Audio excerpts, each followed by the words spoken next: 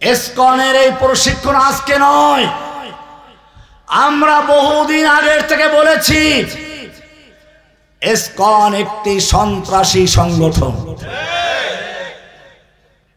মুসলিমদের হত্যা করার জন্য তারা প্রশিক্ষণ নিচ্ছে। বাংলাদেশের যে সকল উলামায়ে কেরামদের মুখে জোর আছে, তাদেরকে জঙ্গি বানিয়ে বিভিন্ন দল তৈরি করে নিষিদ্ধ করা হয়েছে। অথচ একটা জঙ্গি সন্ত্রাসী সংগঠন নানানভাবে সন্ত্রাসী কর্মকাণ্ড চালিয়েছে, এরপরে এখনো পর্যন্ত তাদেরকে সন্ত্রাসী সংগঠন আখ্যায়িত করে প্রজ্ঞাপন জারি করে হয় নাই। বাংলাদেশ সরকারকে বলবো, অবিলম্বে এই ইসকন নামক সংগঠনকে সন্ত্রাসী সংগঠন আখ্যায়িত করে নিষিদ্ধ ঘোষণা করে প্রজ্ঞাপন জারি করতে হবে, নতুবা টেকনাফ থেকে তেতুলিয়া পুরো বাংলাদেশ ঘেরাও করে খুঁজে খুঁজে ইসকনের সদস্যদেরকে ভারতে পাঠিয়ে দেওয়া হবে।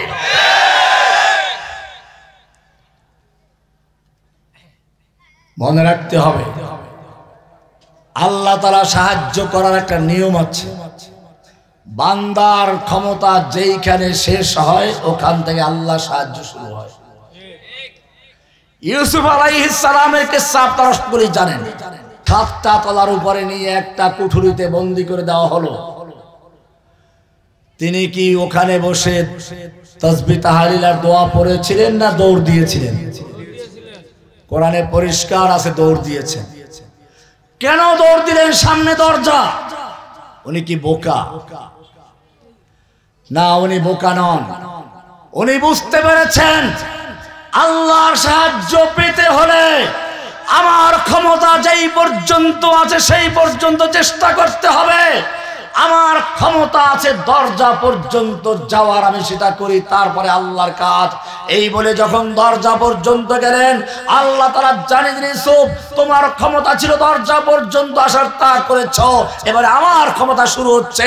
সঙ্গে সঙ্গে একটা না দুটো নয়, পর্যায়ক্রমে 7টা দরজা সব খুলে দিয়েছে। ইব্রাহিম আলাইহিস সালাতু ওয়াস সালামের ব্যাপারে আপনি জানেন, একদিকে নমরুদের গোষ্ঠী মূর্তি পূজকরা। অপরাধ কি? অপরাধ হচ্ছে মূর্তির বিরুদ্ধে কথা বলতে। রাজকীয় মূর্তিখানায় গিয়ে দেখলেন কারো 10 হাত, কারো হাতির মাথা, দামি দামি খাবার সামনে। খাবার কি মূর্তি খায়? মানুষকে ধোঁকা দেয়। মূর্তির নামে খাবারগুলো আনে, পরে পুরোহিত খাইয়ে খেয়ে মোটা হয়, ঠিক কিনা? ইব্রাহিম আলাইহিস সালাম মূর্তিখানায় ঢুকলেন, দেখলেন যে দামি দামি খাবার। মূর্তিকে বলেন, এই খা, খাবি না? খা। আলা তাকুলুন, খা খা। খাবি না? মারছে থাপ্পড়। দরবান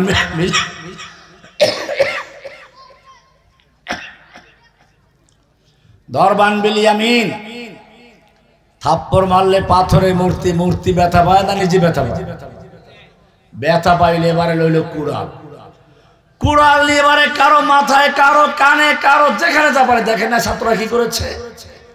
ইব্রাহিমের সন্তানরা সেই কয়েক হাজার বছর পরে আবার জেগেছে। রাস্তার মোড়ে মোড়ে একটা মিথ্যা লোককে নবী বানিয়েছিল। কি বানিয়েছিল? এইটা আবার কি? আওয়ামী লীগ একটা ধর্ম, শেখ মুজিব তার নবী। বোঝেন নাই? এই ধর্মের মূল স্লোগান ছিল তাদের জাতির পিতা ইব্রাহিম নয়, জাতির পিতা কে? আমাদের নবীর উপর দিয়ে নিয়ে গেছে এক ধাপে। ইব্রাহিম আলাইহিস সালাম মূর্তিখানায় ঢুকলেন, দেখলেন খাবার সামনে, ভেঙ্গে চুরে চুরমার করে দিয়ে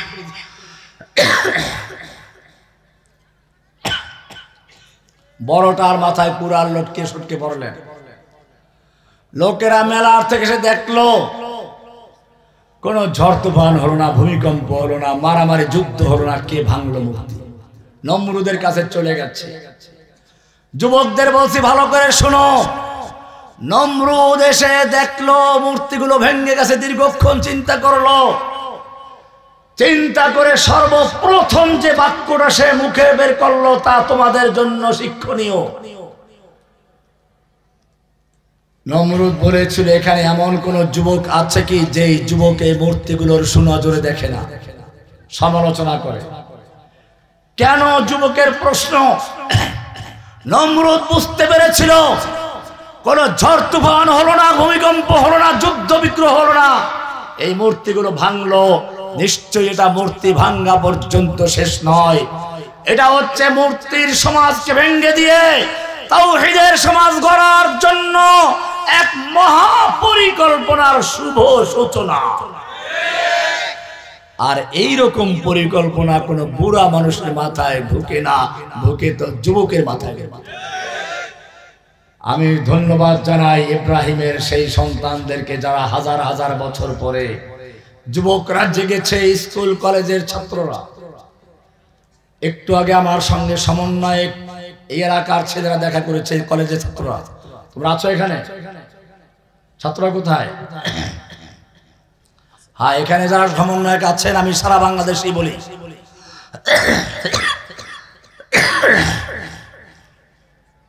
আপনাদের কাজ শেষ হয় নাই।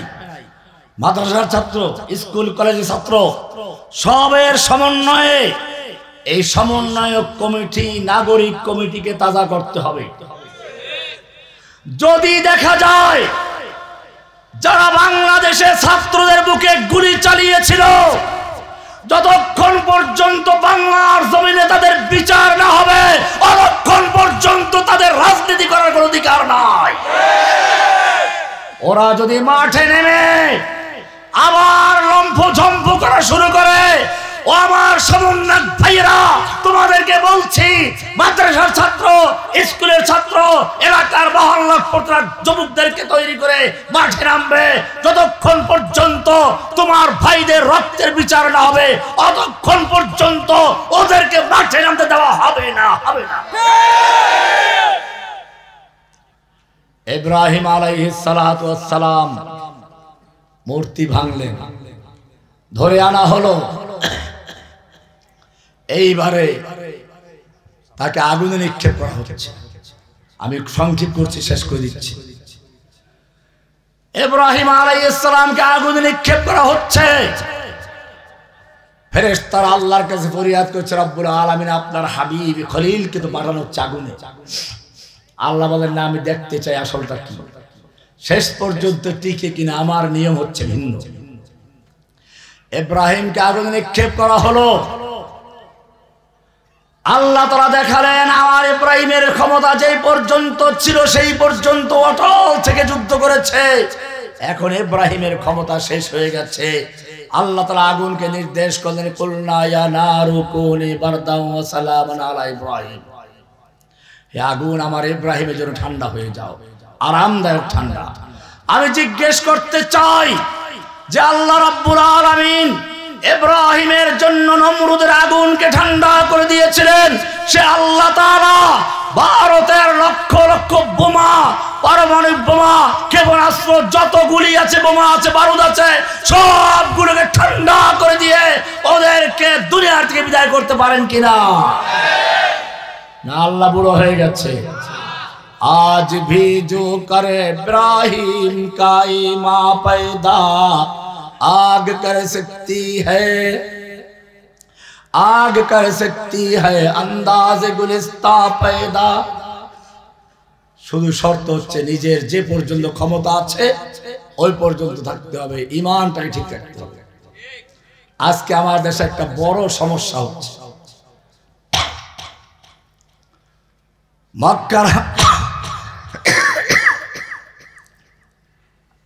মক্কার আবু জাহেলরা প্রস্তাব করেছিল, মুহাম্মদ তুমি তো আমাদেরই বংশের লোক, এত ঝগড়াঝাটি করে লাভ কি, আসো মিলেমিশে চলে, কিছুদিন তুমি আমাদের দেবদেবীর পূজা করো, কিছুদিন আমরা তোমার আল্লাহর ইবাদত করব, মিলেমিশে চলি, ঠিক কিনা?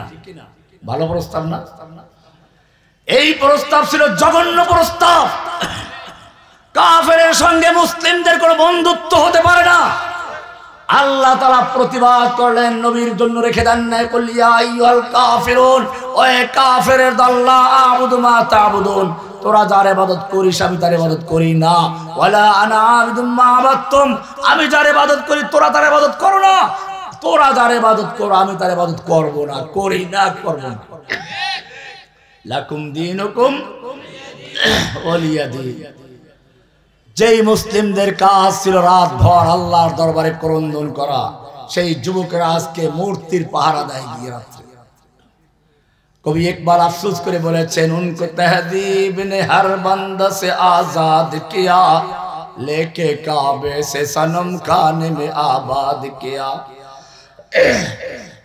যেই মুসলিম যুবকেরা সারা রাত্র আল্লাহর দরবারে তাহাজ্জুদে দাঁড়িয়ে আল্লাহর থেকে শক্তি সঞ্চয় করত, আজকে সেই যুবকেরা আল্লাহর ভয় বাদ দিয়ে নরেন্দ্র মোদীকে খুশি করতে গিয়ে, ইসকনকে খুশি করতে গিয়ে রাত ভর মূর্তি পাহারা দেয়।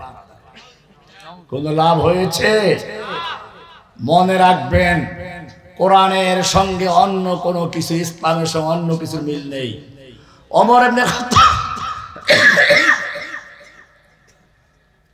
ওমর বিন খাত্তাব রাদিয়াল্লাহু তাআলা আনহু আল্লাহ নবীর দরবারে আসলেন।